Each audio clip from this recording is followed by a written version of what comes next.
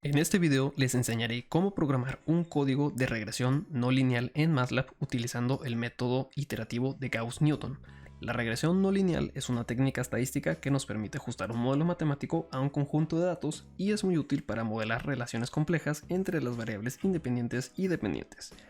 El método Gauss-Newton simplemente es una forma iterativa de hacer esto y va de la mano perfectamente con MATLAB. A lo largo del tutorial les mostraré cómo funciona el programa, cómo hacerlo paso a paso y un poco la teoría para que lo entiendan. Así que sin más que decir, comencemos. Antes de comenzar, quiero comentar que en todos mis videos de esta serie me estoy basando en el libro Métodos numéricos para ingenieros de Steven C. Chapra. En concreto nos vamos a basar en lo que se explica en el capítulo 17.5 sobre el tema en cuestión, así que tomaremos este mismo ejemplo para explicar el código. Para explicarles el código de una manera más dinámica, ahora voy a recurrir a los live scripts. Tú puedes también descargar este código así tal cual como está, copiarlo y pegarlo en cualquier script y te va a funcionar normal, ya que los live scripts solo aparecen a partir de, creo que MATLAB 2018. En fin, como comentaba, lo primero que tenemos que hacer es definir nuestro problema. En este caso, estas son nuestras variables de entrada, nuestro vector de coeficientes x y y, la función que nosotros declaremos, escrita de acuerdo a la sintaxis de MATLAB, en este caso como un string, o sea con apóstrofes al principio y al final. Luego tenemos que declarar los valores iniciales de nuestros coeficientes. En este caso tenemos el coeficiente A0 y A1, y yo recomiendo que para los coeficientes usemos esa notación. Si lo prefieres, puedes usar las primeras letras del alfabeto griego, o sea A, B, C, pero es importante tener cuidado con eso porque vamos a usar la Symbolic Math Toolbox, la cual nos va a detectar todas las variables simbólicas en nuestra función y siempre las va a calcular en orden alfabético, y nosotros explotaremos eso para decirle cuál es la variable independiente y cuáles son los coeficientes. Dicho eso, la Symbolic Math Toolbox es un add-on. Eso quiere decir que puede que no lo tengas habilitado. Para saber si lo tienes, te vas a Add-ons en Manage Add-ons. Y aquí, dentro de todo lo que tienes instalado, deberías de ver esta toolbox. Si no la tienes, quiere decir que cuando instalaste el programa, quizás no le hiciste clic a instalar esto. Y si no lo tienes, este código lamentablemente no te funcionará. Dicho eso, el código consta de lo siguiente. Lo primero que tenemos que hacer es convertir lo que escribimos, o sea, este string, en una función simbólica con la función string2sim. Eso nos dará esto. Sabemos que lo hicimos bien porque todas las variables están escritas con un subíndice. Luego, con la función simVar, usando fs como argumento de entrada, nosotros detectamos todas las variables simbólicas en fs, o sea, a0, a1 y ax. Y como dije, siempre se nos van a entregar en orden alfabético. Por lo tanto, nosotros podemos hacer que siempre los primeros datos, desde el primero hasta el penúltimo, sean nuestros coeficientes, y el último, por supuesto, que sea nuestra variable simbólica. Esto será útil para más adelante. Dicho eso, el código realmente se resume a un bucle for. Así que lo primero que tenemos que hacer es calcular esa matriz de derivadas parciales. Haremos que nuestro bucle corra todas las veces que sea necesario, pero nosotros podemos predeterminar un número grande al principio. De todos modos, con nuestra variable de entrada del error estimado para converger, también nosotros podemos habilitar que se rompa este bucle en cuanto se cumpla ese criterio. Así que para calcular esa matriz de derivadas parciales, haremos uso de la función gradient. La función gradient hace lo que tú esperarías, te calcula el gradiente de una función. En este caso, el primer argumento de entrada es nuestra función simbólica y el segundo, las variables con respecto a las cuales se van a calcular las derivadas parciales. Y esto lo vamos a meter en la función subs. La función subs nos sustituye valores en las variables de una función simbólica para obtener un resultado. En este caso, esto se entiende de la siguiente manera. Le decimos a MATLAB, sustitúyeme en el vector que acabo de calcular, o sea, el gradiente de la función simbólica con respecto a los coeficientes que le dimos, y donde veas estos coeficientes, sustituye los valores de A que te acabo de entregar.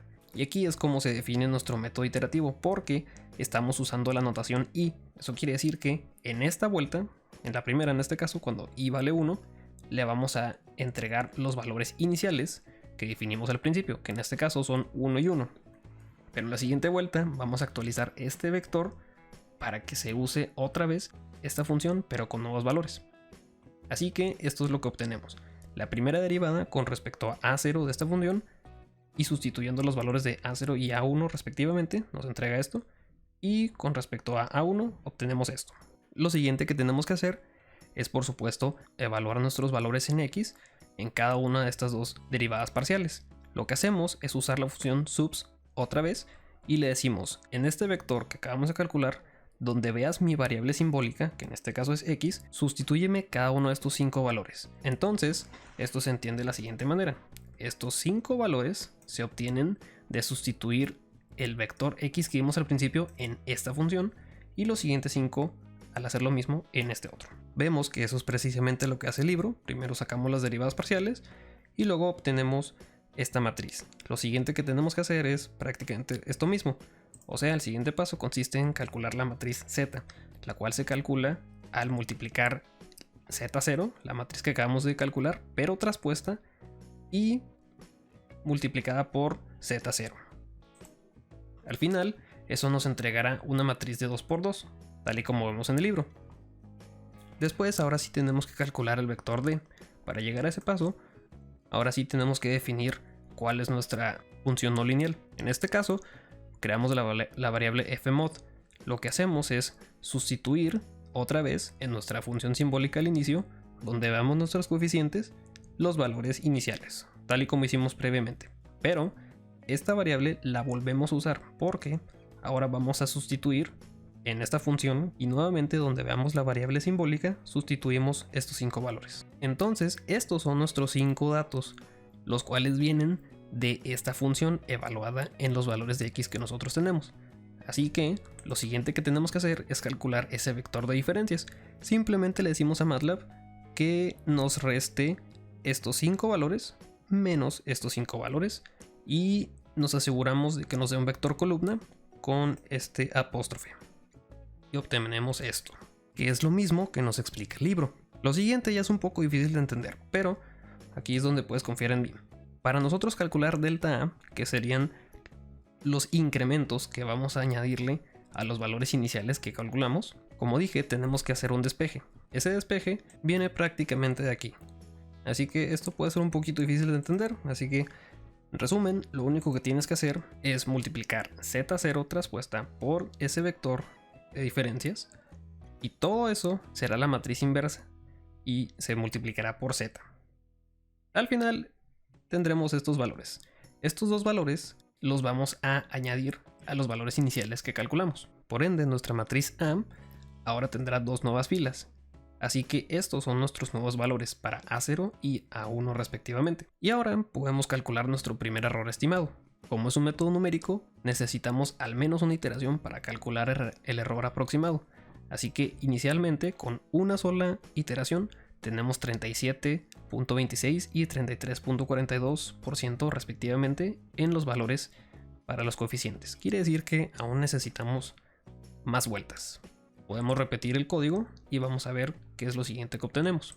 ¿Ok? Y vemos que en la segunda vuelta ajustamos nuevamente un poco nuestros valores de los coeficientes, pero ahora nuestros errores han disminuido bastante. Vamos a ver cómo se ve esto hasta el final. Al dejar nuestro programa entonces dar todas las vueltas necesarias, se cumple esta condición, porque eventualmente nuestro error aproximado será menor al error estimado que nosotros obtenimos. De hecho, podemos ver que al final tenemos 0.0019 y 0.0073% en los valores calculados, lo cual es ligeramente menor a 0.01. Quiere decir que nuestros datos son tan buenos como nosotros quisimos, con tan solo 5 iteraciones. Ahora es momento de graficar. Entonces nuestro código haría básicamente esto. Podemos realizar una gráfica de tipo scatter o gráfica de dispersión, simplemente graficando X contra Y, y obtendremos estos circulitos en cada uno de nuestros datos. Ahora tenemos que graficar nuestra función simbólica. Para hacer eso podemos recurrir otra vez a estas dos líneas, simplemente que ahora sustituiremos en la función simbólica inicial, en donde veamos nuestros coeficientes, los últimos valores que obtuvimos de A. Y nuevamente nuestro modelo como tal se calculará al sustituir en fmod, en donde veamos nuestra variable simbólica, pues los valores iniciales en X. Luego podemos hacer uso de esta función MATLAB function usando fmod como argumento, y esto es para poder entonces evaluar en esta función final, ya con nuestros coeficientes calculados, pues el valor que nosotros deseemos interpolar.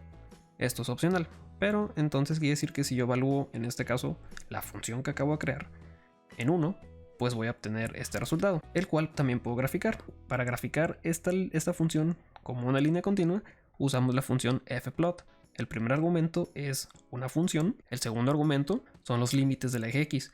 En este caso quiero que vaya desde el primer punto de mi gráfica hasta el último, pero más 2. Uso el comando hold on para entonces graficar sobre esto un único punto, el que acabo de interpolar con X y Y respectivamente, que sería este. Los siguientes son los datos estadísticos.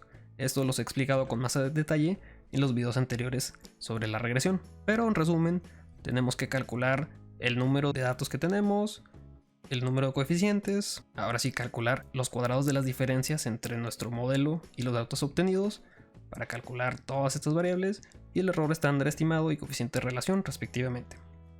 Y esto último es algo que a mí me gusta hacer para resumir todos los datos en una tabla. Por último, te daré algunas instrucciones sobre cómo utilizar el código que puedes descargar. El código se manda a llamar desde la ventana comandos, ya que el código que te voy a entregar es una función, sería esto. Como notarás, es el mismo código que acabo de explicar paso a paso, pero dentro de una función. Este tipo de argumentos no es nada diferente de, por ejemplo, cuando tú le dices a MATLAB que te dé, por ejemplo, el valor de el seno de un valor en específico. Es lo mismo. Entonces, aquí tenemos que entregarle los datos de entrada que ya expliqué, o sea, un vector de valores X, un vector de valores Y, una función como un string, un vector con coeficientes para nuestra función, y los últimos argumentos son los que requieren un poco de explicación.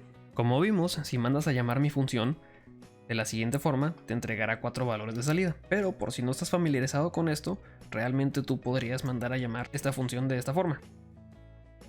Así que si quieres los valores de salida, simplemente tienes que escribirlos, así de sencillo. Lo otro que hay que considerar son estos dos valores de entrada, porque con esto se define el método a converger.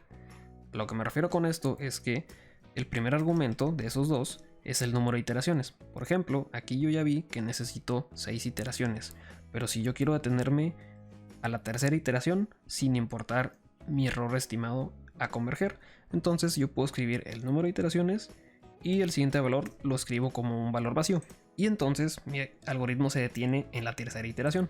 Pero si yo quiero que mi algoritmo corra tantas veces como sea necesario hasta que se me cumpla esta condición, que podría ser tan pequeña como yo quisiera, entonces el programa hará lo que tenga que hacer.